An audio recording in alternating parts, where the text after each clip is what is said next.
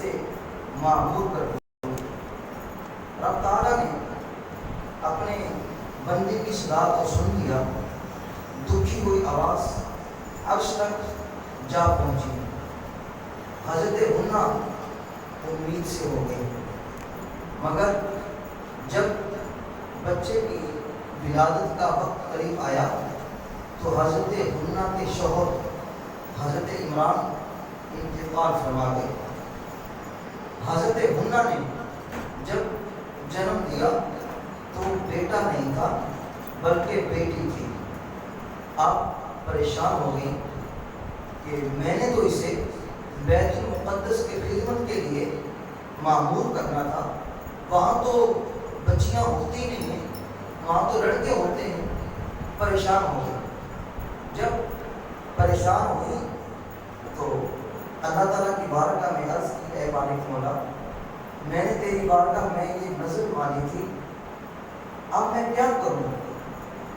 کہا، اے حنا پریشان نہ ہو، جو تجھے بیٹی ملی ہے اس کا نام مریم رکھو، اور یہ ایسی بیٹی ہے اس جیسے تو بیٹے بھی نہیں ہوتے، یہ بڑی نصیبوں والی بیٹی ہے، بڑی بابرکت اور مقدس بیٹی ہے۔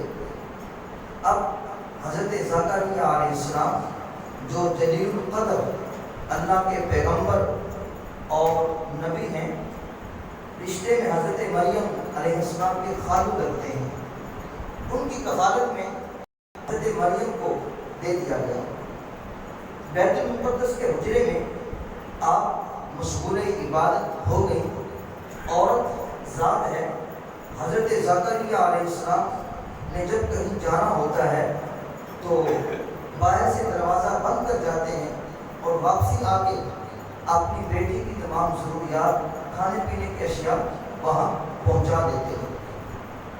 ایک دن آپ کہیں چلے گئے، وہاں کافی تاخیر ہو گئی، بڑے پریشان ہوئے کہ میری بیٹی کو کھانے پینے کی اشیاء کون پہنچائے گا۔ جب واپس آئے، آ کے دروازہ کھولا تو دیکھ کے حیران ہو گئے کہ ان کے پاس بے موسمی پھل تھے۔ کہا، وجد عندها رزقا، اے بیٹی یہ بے پھل کہاں سے آئے؟ حضرت مریم سلام اللہ علیہ نے عرض کیا کہ قال یا مریم انا لاکی ھذا، اپنی بیٹی سے پوچھا، بیٹی یہ پھل کہاں سے آئے؟ کہا، قالت ہوا من عند اللہ، میرے رب نے دیے ہیں۔ قالت ہوا من عند اللہ، یہ میرے رب نے مجھے دیے ہیں۔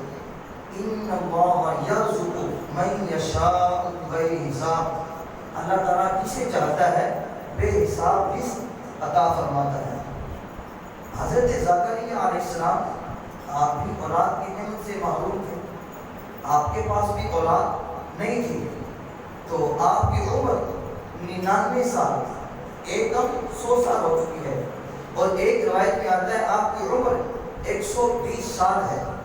ابھی تک اللہ تعالیٰ نے اولاد کی میٹھی نعمت سے نہیں نوازا، اور اب عمر بھی ایسی ہے کہ اولاد کی امید بھی باقی نہیں رہی۔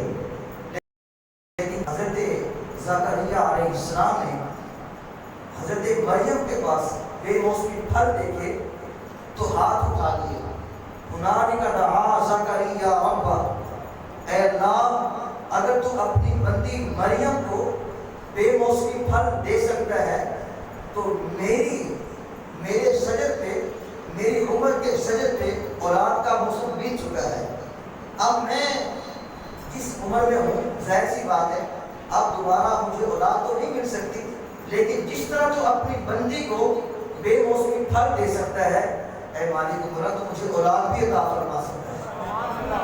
قال ربی هب لی ذریۃ طیبہ، اے اللہ اگر تو اپنی بندی مریم کو بے موسمی پھل عطا فرما سکتا ہے تو مجھے بھی ذریۃ طیبہ عطا فرما، نیک اولاد عطا فرما۔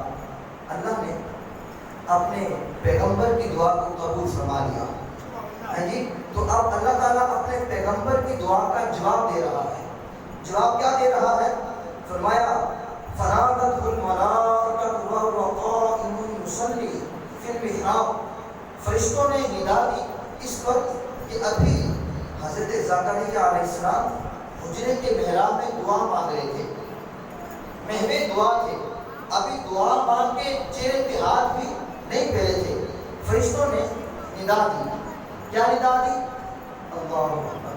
کہا ان اللہ یبشرک بیحییٰ، اے زکریا تجھے مبارک ہو، ہم تجھے یحییٰ جیسا بیٹا عطا فرمائیں گے، جو اللہ کا پیغمبر ہوگا، اس کی تصدیق کرنے والا ہوگا، بکلمۃ من اللہ، جو اللہ کا نام بتانے والا ہوگا، وسیدہ اور سردار ہوگا. ہے جی، تو ہم تجھے یحییٰ کی بشارت دیتے ہیں. تو اولاد کے لیے انبیاء کرام علیہ السلام کی طرف ان کی تمنا، ان کی آرزو قرآن مجید میں جا بجا رب تعالیٰ نے اس کا بیان فرمایا ہے.